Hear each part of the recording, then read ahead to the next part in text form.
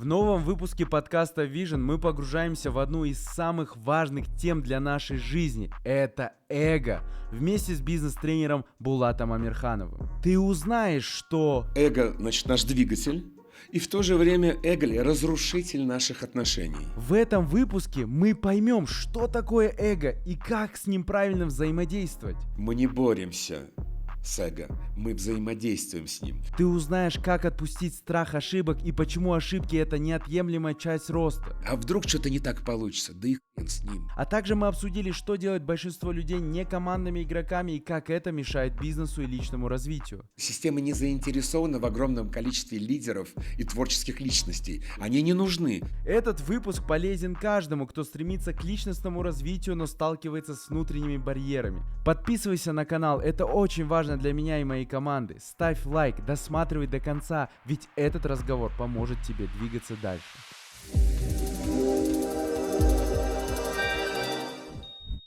Ну что, мы продолжаем наш второй сезон, посвященный мышлению, психологии.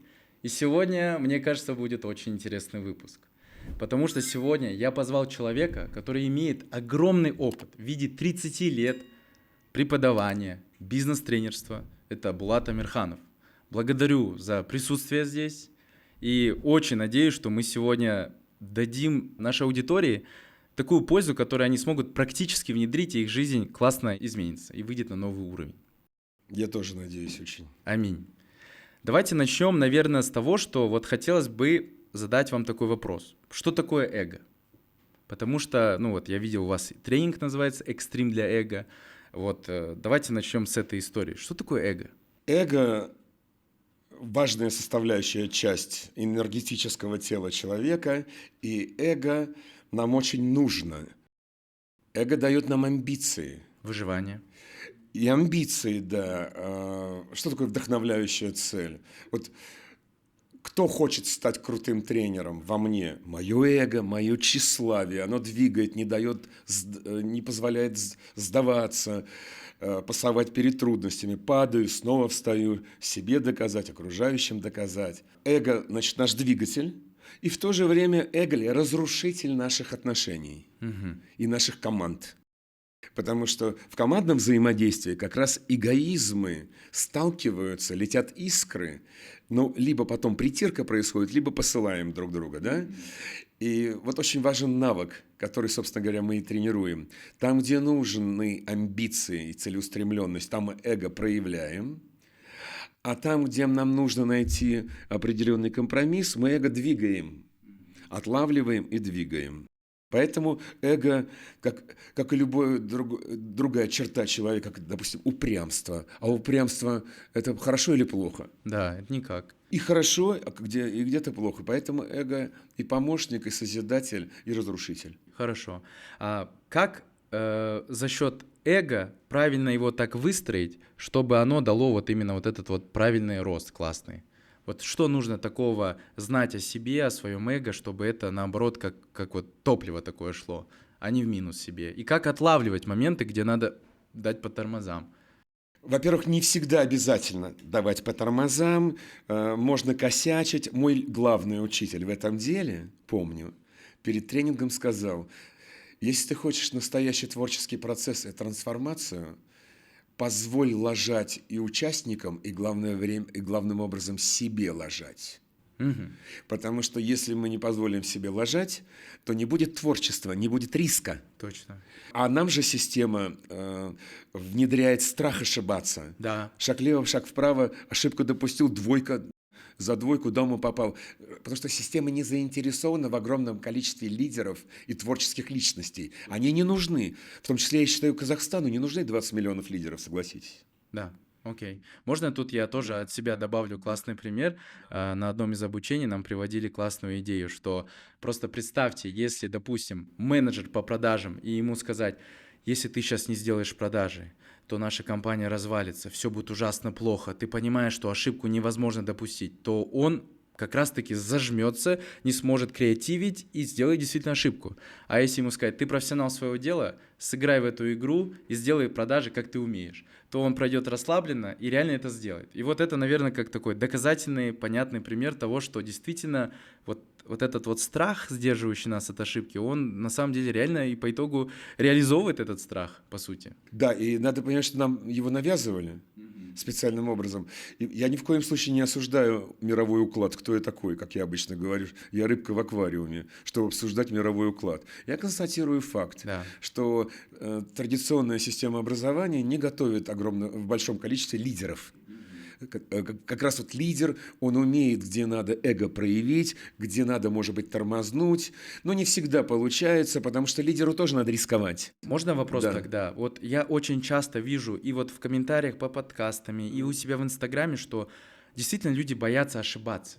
Да. А вот какие есть практические мысли, упражнения, которые позволяют снизить напряжение Ага. и начать действовать и ошибаться? Элементарно, скажем так, отлавливать свои ошибки и за них приносить извинения. В отличие от того фильма «Слово пацана», да, извиняться, делать покаяние, просить прощения. Я косячу и буду косячить. Вот, допустим, мы с вами, Арман, начали взаимодействовать полчаса назад. Да. Да? И вот в этом разговоре я считаю, что был излишне конфронтивен, излишне эмоционален там и так далее, излишне критичен, такой закрыт. Сегодня весь день лежал на диване, отдыхал и так далее. Вот, и приношу извинения за лишнюю эмоциональность. Все, супер. Все, я отловил, я позволяю себе косячить, но я вовремя отлавливаю, признаю, двигаю эго для того, чтобы отношения становились теплее. И двигаемся дальше, да.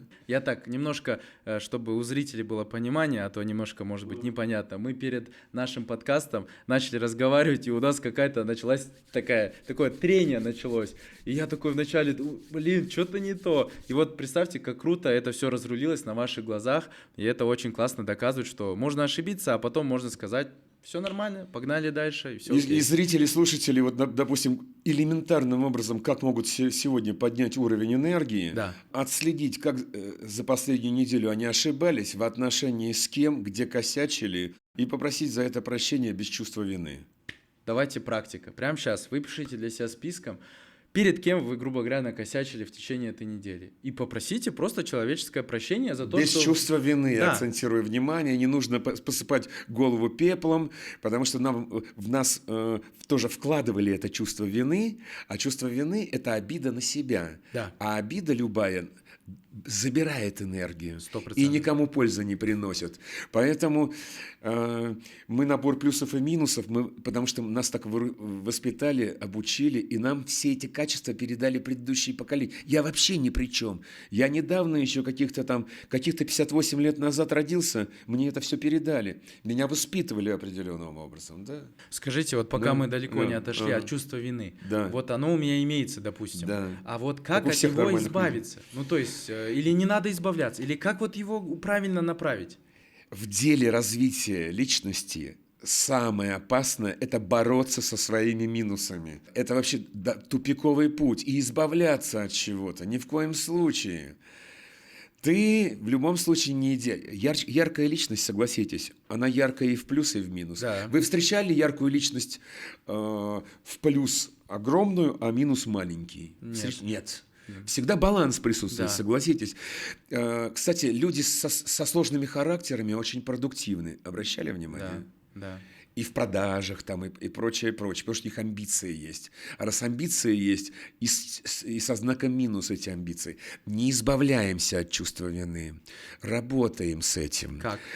Тренируем принятие. Что такое осознанность? Допустим, если я проявляю трусость, или если я проявляю агрессию, или если я проявляю эгоизм, или безразличие к другим людям. Эти качества, эти минусы мне передали предыдущие поколения. Я ни при чем здесь. Я не виноват. Я за них не отвечаю. Я знаете, за что отвечаю?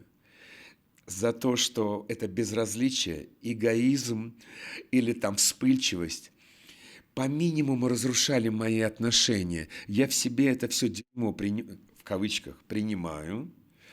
И начинаю этим рулить, когда я в себе это принимаю, осознаю. Минус, который я в себе осознаю, перестает управлять моей жизнью, и который я в себе принимаю.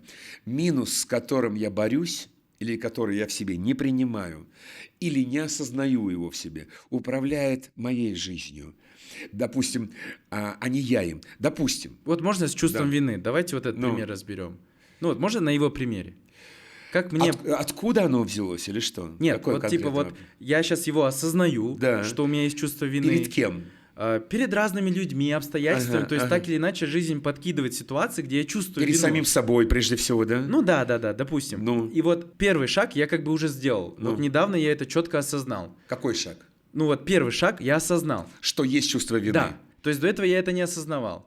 Второй шаг. Что мне с этим делать? Сделать подробное, конкретное покаяние перед людьми, перед которыми вы ощущаете вину, Так. не обвиняя себя, подробно, по пунктам, конкретно перечисляя. Допустим, помню, когда мама моя была жива, Царствие Небесное, я помню первое покаяние на 100%, какое я сделал по телефону. Перед родителями же чувство вины практически у всех. И обиды, и чувство вины. Да. И я помню, я говорю: мама, помнишь, я пообещал, не сделал, прости меня за это. Помнишь, наорал на тебя, прости меня за это. Прости меня за то, что я злюсь, раздражаюсь часто на тебя, за эгоизм, за то, что там обесцениваю, и так далее, и так далее. И у меня пишут письма умершим близким, дедушке, бабушке и так далее, умершему брату, а перед умершими людьми стопудовое есть чувство вины всегда, потому что мы все косячим. Пишут письма даже на бумаге, отпускает. Сначала через покаяние, но в корне осознавать, ты дырка от бублика, ты такой, потому что тебя сформировал бублик, семья, в которой вырос, сформировала тебя, Да. улица, на которой вырос, Да. страна, в которой вырос. Вы любите конину? Да. Это не ваш выбор любить конину. Это за вас выбрано. Вы родились с этим выбором. Это факт. Да, факт. Если бы вас гипотетически усыновили в грудном возрасте и увезли в Индию, скорее всего, вы были бы вегетарианцем, Да. и мясо бы не ели. Да. Так и здесь. Значит, мы дырки от бублика, мы такие, потому что нас так обучили и воспитали. Допустим, у нас у всех есть в прошлом поступки, за которые нам стыдно. С точки зрения меня сегодняшнего очень стыдно. Но это был не я сегодняшний. Это был слепой котенок по сравнению со мной. Но я тогда был именно так обучен и подготовлен. О, это классная мысль. Помогает же, да? Конечно. А еще нейрофизиологи дали как-то информацию, которая мне тоже помогает прощать меня за косяки. Решение принимаем, оказывается, не мы.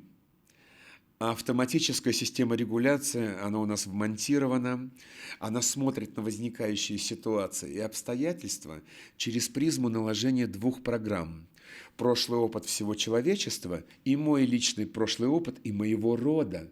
Наши многие поступки обусловлены даже нашими родовыми программами. Понимаете, в чем дело? Вот откуда, говорю, вот эти все родовые проработки. Да, вот это да, всё. да, конечно. То, что наши деды вот собирали 7 дедов, да, вот эти списки. 7 поколений имена Да, нужно да, было да, знать, да. там, и так далее, и так далее. Естественно. Короче говоря, в нас эти программы прошлого. Есть. И мы носители, нам их вручили. И что такое смысл жизни в моей версии? Работая над собой, перестроить их в более конструктивный лад. Окей. Прокачать перепрошить эти программы, Да. чтобы дальше следующим поколениям уже, скажем так, Было легче. да, может не легче, просто другие программы передать. Все равно следующее поколение, каким бы вы ни были, будут мудохаться с чем-то.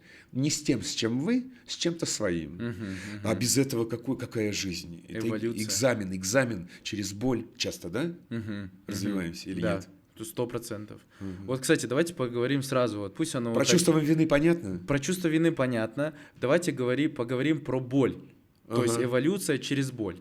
только через боль, но Вот, и вот через это и боль, хотел да. понять. То есть какие есть варианты? То есть можно ли всегда эволюционировать, то есть выходить на новые уровни в жизни, да, там в деньгах, в каком-то личном состоянии, сознании и так далее, через такой только гармоничный вариант, если такие осознанные люди, или вот я знаю, что точно можно через проблемы ходить, да, то есть я там был, я это практикую, это точно.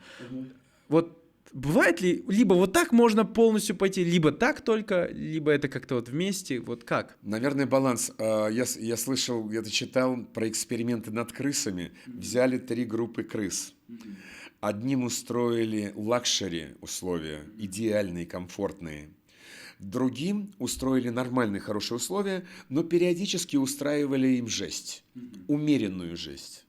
И третья группа, где была тотальная жесть. Как вы думаете, какая группа была здоровее всего? Вторая. Вторая, да. Умеренная жесть. А в лакшери, в кайфе они болели очень сильно, да, и деградировали. В общем дело. Поэтому я не знаю гладких методик, если честно. Я даже на своих тренингах, у меня экстремальная методика, экстрим для эго, местами неприятная.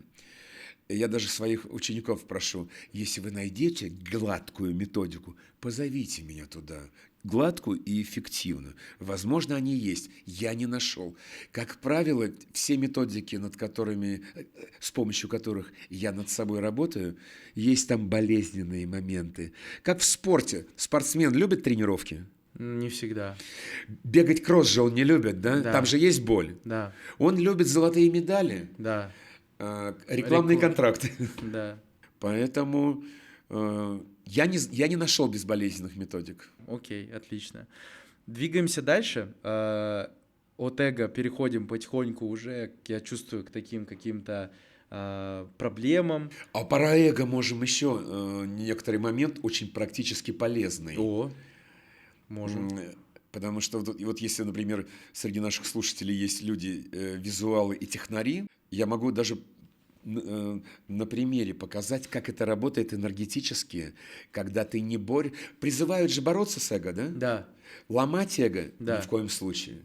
Вообще, я считаю, что личностное развитие, которое призывает бороться с минусами, это тупиковый путь, по которому пускают население, чтобы население было слабым во всем мире, так легче управлять. И, наверное, это правильно.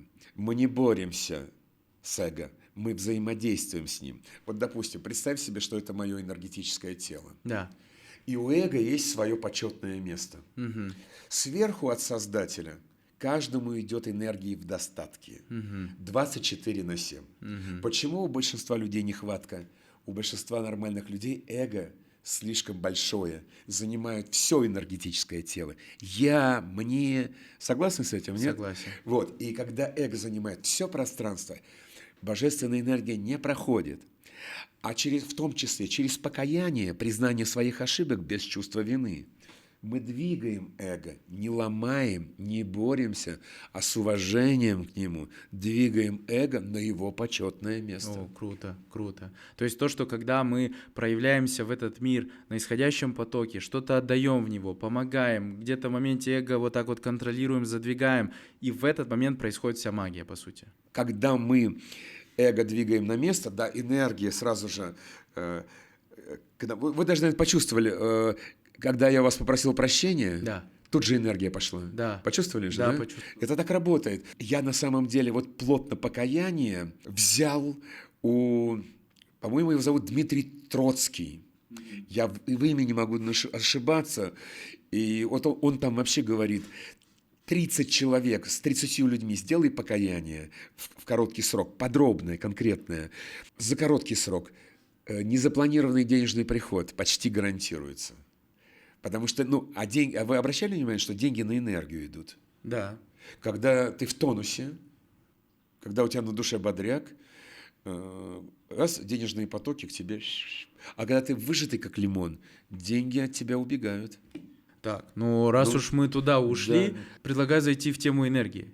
Давайте. Очень такая интересная тема, то есть с точки зрения... Бездонная. Да, конечно. Но она такая, какая-то неосязаемая, и такая, вот хочется тут какую-то понять, какие-то практические вещи, как это, собственно, все это увеличить, это количество, да, энергии, скажем так. Ключи к энергии. Да. Ключи к энергии. Самый элементарный и простой, помимо двигать гордыню, быть на 100%.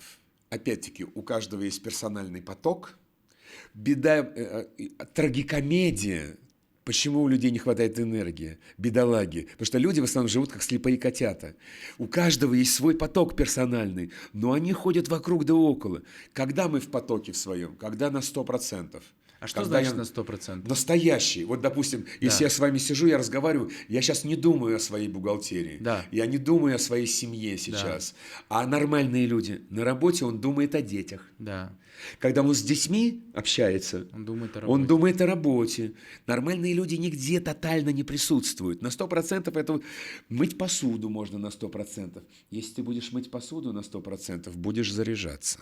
Прикольно. То есть присутствие в настоящем моменте. Да, просто слушать на 100%. А люди же не умеют слушать на 100%. Да, Обращали да, внимание? по глазам Очень видно. часто делают вид, занимаются имитацией. И они не виноваты. Знаете, почему люди, кстати, не слушают? И Почему? занимаются имитацией. Почему? Потому что мы живем в мире пустого базара. Мгм, мгм. А нужно же быть вежливым. Да, Люди говорят в основном штампами, неинтересно, скучно, ну, начиная со многих преподов в школе, в институте. И люди обучаются не впускать этот мусор, но смотреть на тебя преданными глазами. Вот уже не слушай. Детей, большинство родителей часто детей на 100% не слушают. да, Вот, понятно, что такое на 100% да, быть? да, да, да, да, И да. этот навык тренируется сложно, по миллиметру, по чуть-чуть. Супер. Я Это тут, один из главных ключей. да. Окей, хорошо. Можно я тут тоже еще Да, вкину один да, момент? да. Вот то, что у меня сработало, это выписать списком свои ключики энергии, то есть то, что вам вот просто на ровном месте вот включает энергию. Это может быть, допустим, вот в моем случае всегда привожу этот пример, катание на самокате с музыкой в ушах. Я не знаю, вот я в этот момент абсолютно счастлив. Вот у меня что бы ни случилось, я беру самокат, еду, музыку слушаю, думаю, какой кайф. Вот классная есть штука, выпишите для себя списком то, что вас заряжает. Это может быть кофе по утрам, я не знаю, хоть что. Просто вот выпишите и каждый день делайте хоть что-то оттуда, из этого списка, для себя любимого. В Это очень горы важно. вот люди ходят. Я Да. люблю в горы ходить или там на доске кататься, да. Но просто эти действия отключают голову. Да, да, У нас нет энергии, когда мы думаем. 100%. Потому что когда мы думаем, то есть бездействуем, мы думаем о прошлом в контексте допущенных ошибок, неиспользованных возможностей, гнобим себя за то, что биткоины не купили, там, ну и так далее. Либо над нами давляют страхи перед будущим. А Тревожность. когда я еду на самокате или иду в горы, или еду на доске с горы, я не думаю об этом, да? Действие, ну, потом ты едешь на самокате на 100%, наверное. Да, да. Как остановить вот эту мыслительную жвачку, которую мы все жуем каждый день? Только действие. Любое созидающее действие помогает, да. Не, ну медитации еще есть. Люди медитируют, да. Но я не специалист в этой области. Моя медитация – это прогулки на природе и в горы. Вот я в движении медитирую. А есть люди, которые обучают кучу всяких курсов. Да, то есть Да. какое-то действие, оно растворяет мысли. Вот, допустим, да, простой пример, о чем-то переживаешь, пошел, взял, убрался в моменте. И раз Да, лучше элементарное стало. действие, да, движуха, да. Окей, супер, Да. хорошо, окей. Что еще увеличивает энергию? Смелые поступки. Мгм. Это настоящий ветер в паруса, решительные поступки. Приходилось вам, Роман, часто слышать, надо борооть страхи, надо борооть страхи. Это тоже непродуктивно.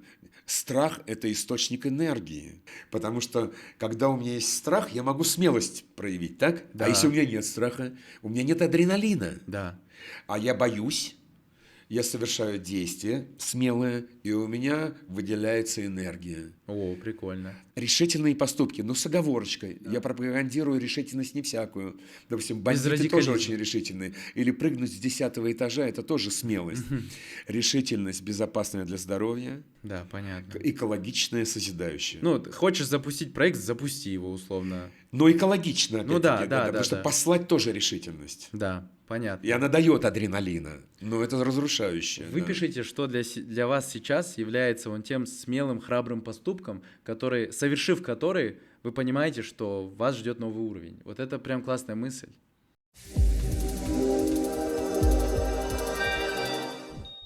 В прошлом выпуске с Жексен Васильевичем мы разыгрывали для вас 5 книг на казахском языке. И вот 5 победителей, которые выиграли этот приз. Поэтому поздравляем вас и участвуйте в этом подкасте. Будет очень жирный приз. Смотрим до конца.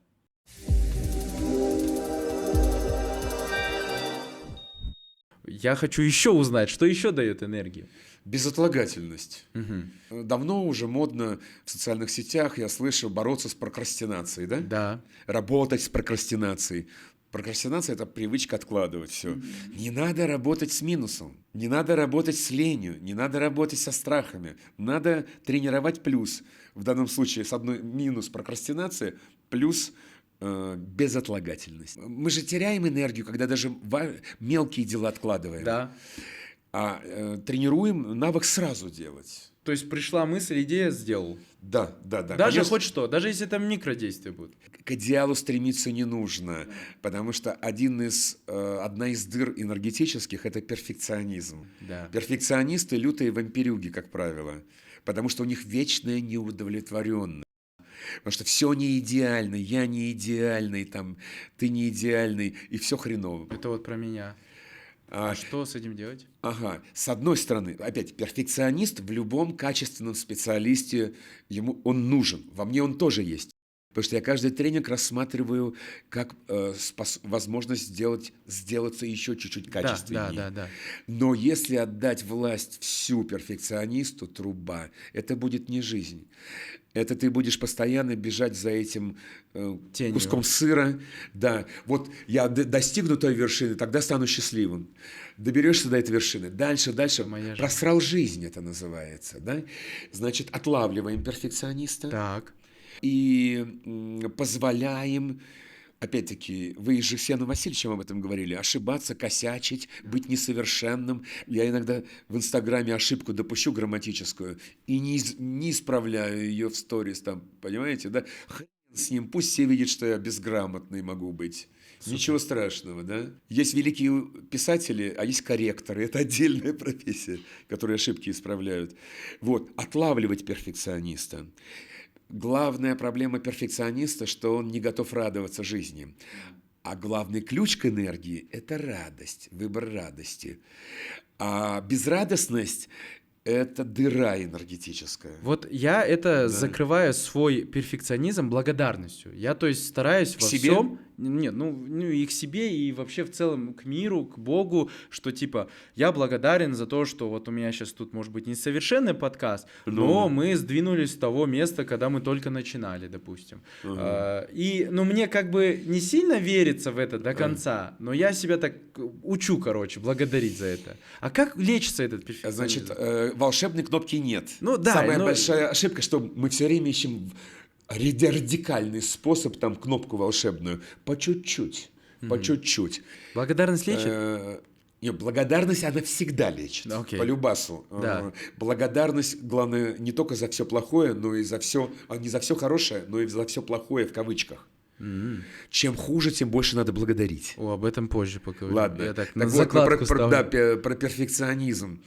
По чуть-чуть, отлавливать. Даже вот мы когда беседовали, я увидел в вас волнение, а вдруг что-то не так получится? Да и хрен с ним. Дело в том, что вы разве не обнаружили, что вы как специалист в своей сфере, да, вы совершали квантовый скачок в качестве, когда лажали. Да. Лажаем, получаем, образно выражаясь, полбу за это, платим цену и растем. Да.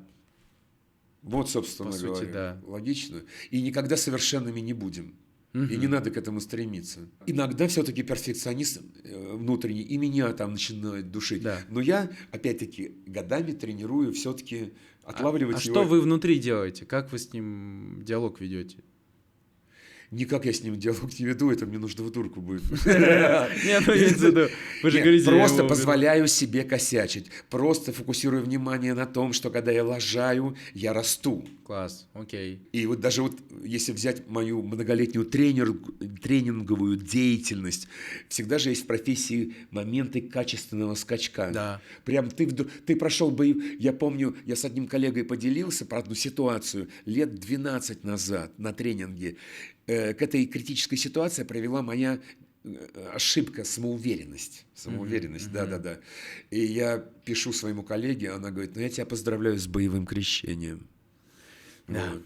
Я уже вот за свой хоть и не многолетний пока опыт, но уже тоже столкнулся с пару там такими ударами сложными, тяжелыми, которые, конечно, я долго от них отходил, но, как правило, это действительно приводило к очень большим внутренним и внешним изменениям. А еще нужно увидеть корни, откуда это в каждом, во многих. Вы в этом не виноваты точно, потому что большинство людей воспитывают с детства как? Вот мы набор плюсов и минусов, так? Да, Идеальных людей нет. А нас с детства воспитывали. Ты должен быть плюсиком, а минусом быть нельзя. Ты должен быть честным, ты должен быть трудолюбивым. Врать нельзя, завидовать нельзя, гневаться нельзя, обижаться нельзя. Это же извращенное воспитание. Наши учителя не виноваты. Я так понимаю, чтобы население во всем мире были, ну, более-менее под контролем, более-менее спали, вот, призывают бороться с... Поэтому с детства не принимать себя с минусами, так? да, И вы отказ, с тех пор не принимаете себя, вот этот комплекс отличника. да. А при этом практика показывает, что очень часто отличники работают на троечников, да? Потому что они посмелее были. Вот это оттуда. Поэтому... Ой-ё-моё. А? Да я прям аж расстраиваюсь от того, Почему? что думаю такой, блин, сколько раз я себя реально вот так вот просто из-за перфекционизма обрезал. Ну просто, Прекрасно, прекрасно. Надо еще 10 раз обрезать, надо еще 20 раз, 222 раза на грабли наступить. Это все, ошибок нет, есть опыт. можно тут сразу, я уже как все на приеме у психолога чувствую, как всегда говорю, снимаю штаны перед вами, говорю все как есть. Вот я себя часто сравниваю в последнее Ага. время. То есть у меня был до этого такой период, я был на самоуверенности, двигался, все было классно, я номер один, лучший. Потом вмазался в стенку и, короче, теперь такой думаю, блин, я, оказывается, не очень, а вот кто хорош, он хорош, он в этом хорош, он тот хорош. И я начинаю, короче, себя сравнивать в последнее время. Что это Ага. такое и как это гармонично все вырулить сейчас? Слушайте, ну это хороший же стимул, это очень хороший, это спортивная злость, это та самая, как ее говорят, белая зависть, там еще чего-то. Это хороший стимул, когда есть примеры каких-то коллег. Кстати, в стенку въехал после того, как носик задрал, корона Да, выросла. да. Естественно, избыточный потенциал. Я всегда всем рекомендую изучать трансерфинг реальности, О, там все читал. разложено.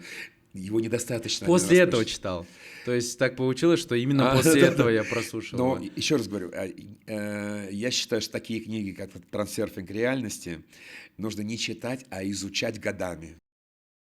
Это моя научная книга. Я раз 7 прослушал все книги практически. Я это совмещаю, когда на природе, на даче, вдоль леса. Я слушаю. На Ютубе шикарные там, да-да, Я постановочки. 2 или 3 раза уже прослушал, и вот мы с супругой тоже обсуждаем, Ага. она говорит, слушай, я, по-моему, эту книгу буду слушать, кажется, всю жизнь, потому Да, да, что да, да. каждый раз новый опыт подтверждается там, и ты такой, вау, в общем, ну, Так сам рекомендуем. Сам Вадим Зеланд сказал, что он иногда перечитывает и находит для себя много нового. Сам автор. Давайте поговорим про избыточную важность. Да. То есть такое как бы вводное определение, можно свое дам такое, да, что это когда ты завышаешь важность чего-либо. Либо себя, либо, допустим, проекта, либо, ну не знаю, вот этого подкаста. И, как Да, правило, да, да. вот то, что ты завышаешь важность, оно именно и у тебя то забирается, либо разрушается, либо отодвигается, либо, в общем, ты это теряешь. И таким образом восстанавливается, так скажем, вот этот вот правильный такой энергообмен в мире, да, потому что этому миру невыгодно, чтобы ты излучал очень много излишней энергии, которая не нужна, да, по сути. И вот тут момент, в минусе, то есть это же тоже, по сути, Избыточный потенциал, да, да, да. То есть когда ты Депрессия. себя съедаешь, Да, да, да. Да, порицаешь, то да. это же тоже минус. Да, да. И тогда тоже что-то может Да, произойти. и, скажем так, чувствовать себя супергением и ничтожеством, это очень Одинаково. многие гении окружают себя людьми, и которые постоянно им поют о том, что они гениальны. Потому что гений, говорят, одновременно чувствует себя в какой-то момент полным ничтожеством. Баланс. Да. Резкий плюс, резкий минус. Так, а вопрос-то был другой.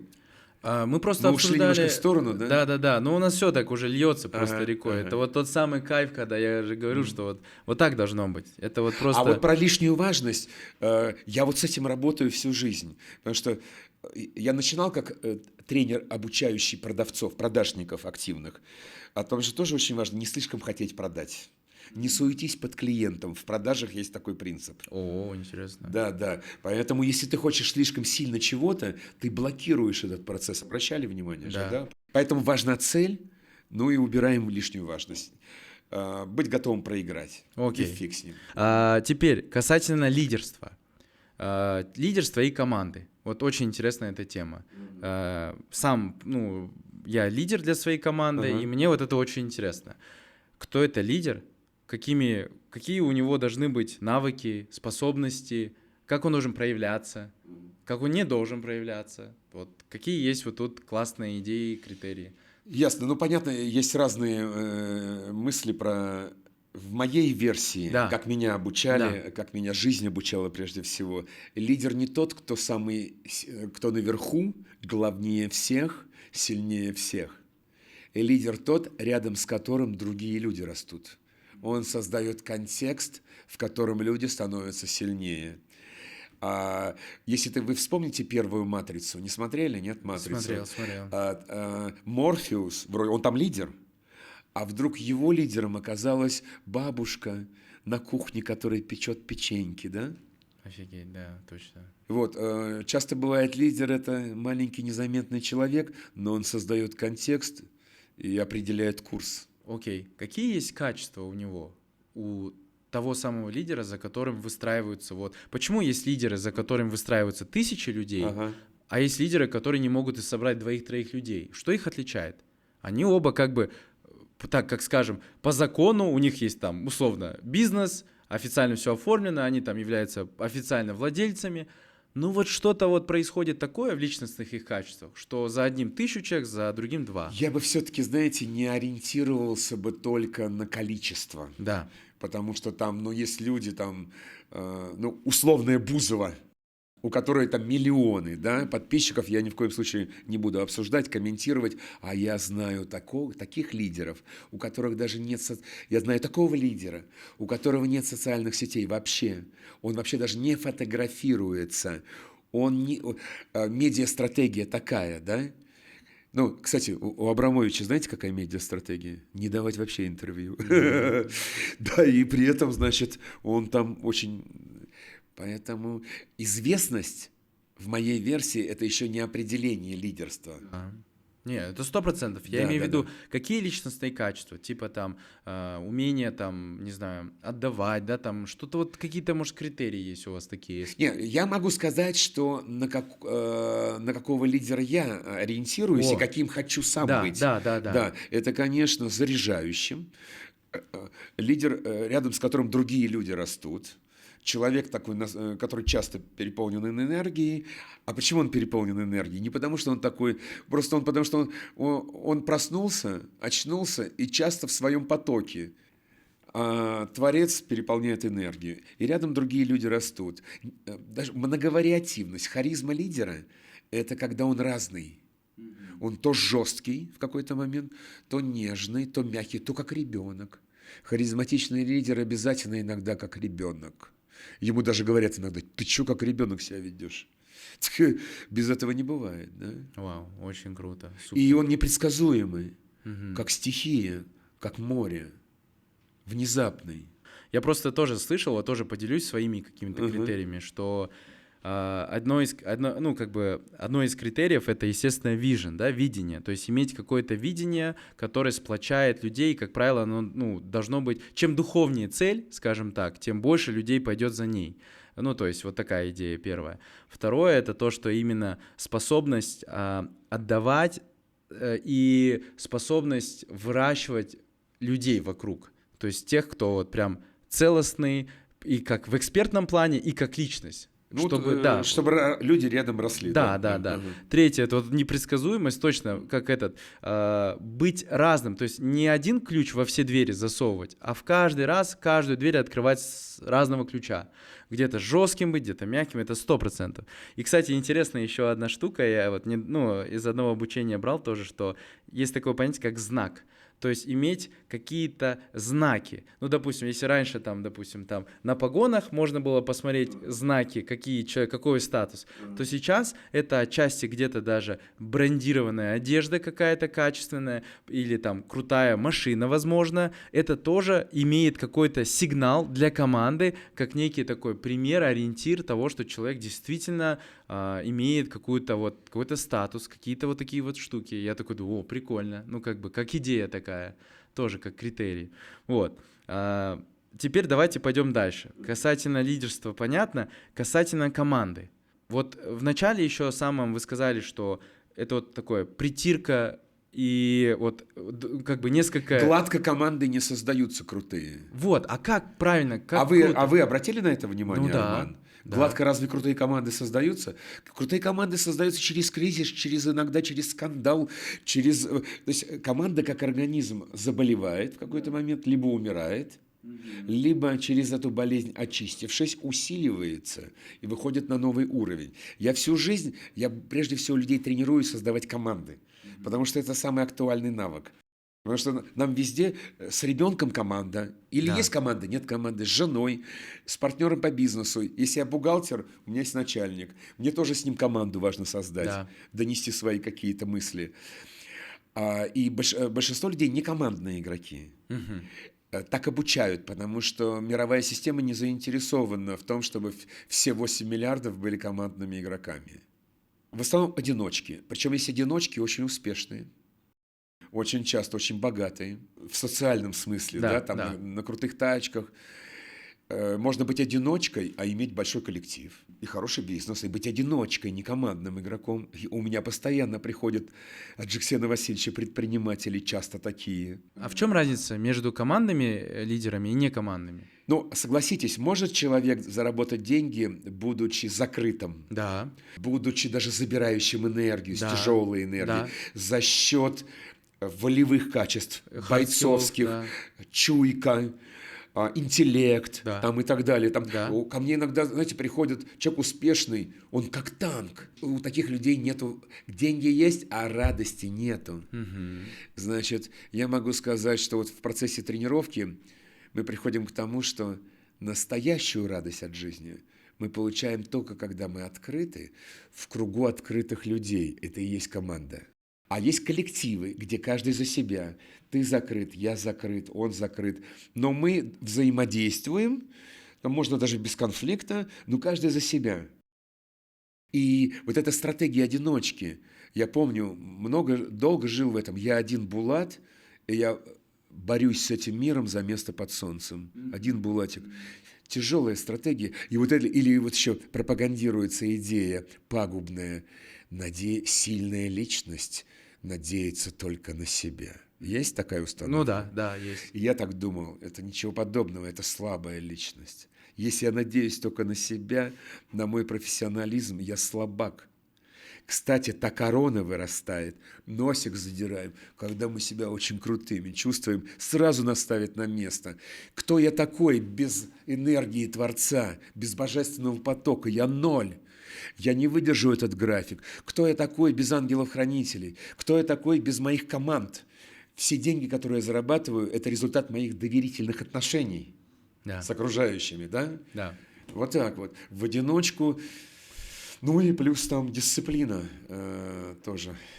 Вот можно вопрос Да. уточняющий? Вот тут два человека, команда и не команда. Да. Ну, чем отличаются? Я не ответил на вопрос, да. Я не ответил на вопрос. Значит, некомандный игрок, любая команда проигрывает, согласны? Любые коллективы проигрывают. Какая-то фигня происходит. Вот некомандный игрок перекладывает ответственность на другого, а командный игрок берет ответственность за этот проигрыш на себя без чувства вины. То есть некомандный игрок говорит, что ты виноват. Командный игрок говорит, никто не виноват, но здесь есть моя ответственность. Если мы с тобой что-то просрали, и я говорю, здесь есть моя ответственность.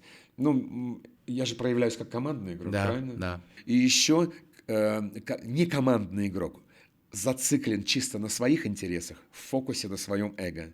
Только мне. И он все время отстаивает свою территорию, да? Да. Командный игрок в фокусе на интересах обоих и на фокусе на другом члене команды, но без предательства самого себя. То есть я готов быть за тебя, братан, но я себя предавать не буду. Понял. Ну, здоровая такая Нет, история. ну просто часто же люди помогают окружающим, Да. предавая себя. Ну, такая радикальность, да, Нет, короче? нет, предавая себя. да, Вы да. когда-нибудь помогали родственникам, предавая Да, себя, да, друзьям? да, было. Есть позитивный результат? Никогда нет благодарности, потому что в этот момент вампирили Да, и не были командным игроком. 100%. Потому что в этот момент еще есть такое понятие: вы их жалели, а это значит не уважали. Поддерживали их слабости, значит слабаками их видели. И забирали энергию, силу забирали, а сами были высокомерными, считали себя круче, так? Да. Вот. 100% так. Благодарю за такой подробный, классный, энергичный у нас подкаст получился. У нас еще есть такая рубрика «Вопрос-ответов» в конце от зрителей там и так далее. Я их зачитаю, и вот так вот блиц-формат.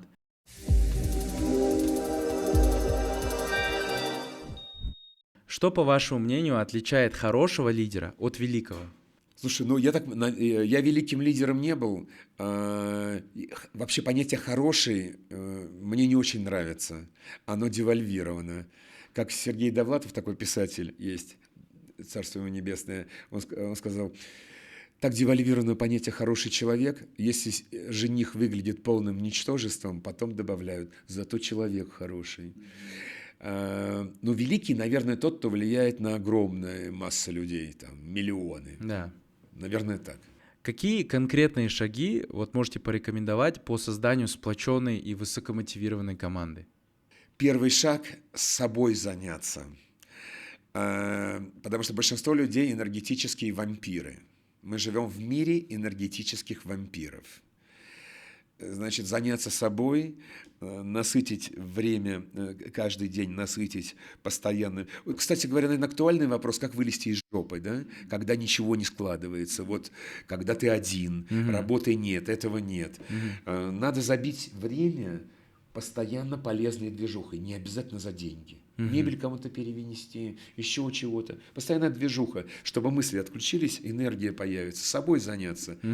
Привести себя в чувство, тогда люди начнут к тебе тянуться, логично. Да, окей, хорошо. А еще какие-то, вот кроме первого шага? Ну, то есть, понятно, собой заняться, еще, ну, чтобы с командой. Чтобы команду создать, собрать, да. Идею, цель, идею придумать, которая бы тебя торкала.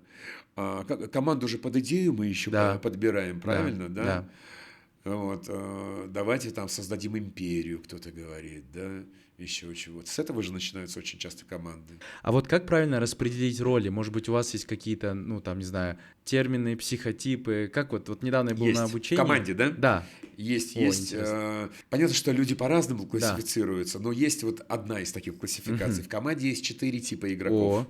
4 типа игроков. Моторы – это креативщики, творческие люди, да, которые сначала делают, потом думают, они решительные очень, генерируют постоянно, зажигательные. Но если в команде будут все моторы, хана этой команде, далеко не уедет. Потом есть контролеры, это, как правило, первые лица компании, директора, они нацелены на результат, они надежные бойцы, они жестковатые, жестокие местами, как танки, но, они заточены на результат. А есть такие типы игроков, их поддержка. Они мягкие, гибкие, и вроде бы они не создают такую активную движуху, но они в коллективе разряжают атмосферу, они мягкость привносят, поддержка. Как их называют? Поддержка. Значит, они не очень решительны, но они создают необходимую атмосферу, добрую, человеческую, любовь. Без таких людей контролеры и моторы никуда не уедут. Окей. И есть анализаторы. Это люди нерешительные, но очень надежные. Вот им нужно 7 раз отмерить, прежде чем отрезать. Они умеют обрабатывать информацию, но на них можно положиться. Если мотор, он непредсказуемый. Сегодня его одна идея, завтра другая. Он иногда может быть ненадежным. то анализаторы вот это идеальные исполнители. Окей, супер. Как правильно расходиться с людьми? Окей, про найм много слышим советов. А как с человеком разойтись хорошо? В смысле, с сотрудником? Да, может, есть какой-то инструмент конкретный. Вот я недавно услышал про... А что, есть проблемы с этим у многих, да? Нет, просто вопрос хороший на самом деле. То есть многие как говорят... правильно расстаемся когда? Когда человек не на своем месте. Да. Не после первой же ошибки его увольняют. Допустим, один косяк, второй, третий. Даешь ему обратную связь, он не корректируется. И часто бывает, человек не на своем месте. И очень важно не жалеть, поддерживать в силе. Не жалеть. Допустим, если ты сотрудника оставляешь только потому, что у него маленькие дети дома, и он приехал из другого города, у него нет своего жилья, тогда ты жестко его подставляешь, ты его не уважаешь. И просто сказать, что мы не сходимся в моей версии, ты не на своем месте. И то, что ты здесь находишься, и тебе от этого не лучше. Да. И нам не лучше, и тебе не лучше. Ты не виноват. Прикольно, Мы просто, да, согласен. наши энергии не совпали на этот момент. Недавно вот такой был разговор, это 100% так. Еще хотел тут добавить, я просто недавно с обучения приехал про команду, и там классная была идея экзит-интервью. Это когда ты с человеком прощаешься и проводишь интервью, как она есть, грубо говоря. То есть говорят же, что HR-бренд, то есть это вот мнение о компании, это вот когда тебя нету, и вот что люди обсуждают за твоей спиной, это вот и есть мнение о тебе. Обратную связь, да? Да. И я вот в конце провел 2 встречи, и я офигел. Типа, я настолько много получил обратной связи, как мне вырасти. То еще важно, вопрос правильно я задал тогда, что типа, где точки роста, чтобы меня не обосрали сразу же там на месте, не плюнули в лицо. Где точки роста, понял, что делать, исправил, и уже вот реально, слава богу, с нынешними все нормально. Просто как, идея дополнительная такая. А, кстати, Армен, Да. по поводу перфекционизма, принятия своих минусов, да? Это просто тоже надо пережить, надо пойти в процессы, где много критики. Вот когда ты стоишь на горячей точке, например, 30 человек, 20 человек тебе дают обратную связь критическую, я ощущаю. После этого уже это проще. Завершая наш подкаст, во-первых, хочу выразить большую благодарность. Очень классно сегодня. Вообще, знаете, это вот встреча с вами, это какое-то путешествие для меня произошло только что. Мне тоже было интересно и весело. Да, мы вот с вами начали так, я такой аж запереживал, думал, может не получится, что это за трения такие. Потом раз оно началось, потом вот это все полилось. В общем, прожил новый опыт. Спасибо вам за это. Надеюсь, зрители тоже кайфанули и для себя что-то выписали. И как всегда в конце мы подводим итоги и такой делаем интерактив, что обычно наши гости дарят что-то зрителям за инсайт и как они это будут внедрять в жизнь. За лучшие, которые вы определите. Да, мы сами определим. Книга «Экстрим для эго» Амирханов Булат. Я не писатель. Это 20 лет моего опыта. Это инструкция. Практика. И там за каждым... тренинг в книге. Супер. Там за каждым словом многолетний опыт. Хорошо. Можем подарить сколько штук? Можно 10. Давайте 10. Все, друзья, дарим вам 10 книг, очень крутых. Я уверен, что там глубина, просто невероятная. Поэтому пишите инсайты и как вы это будете внедрять в жизнь. А мы обязательно в следующем выпуске выберем одного из вас, 10 из вас. Благодарю. Спасибо большое.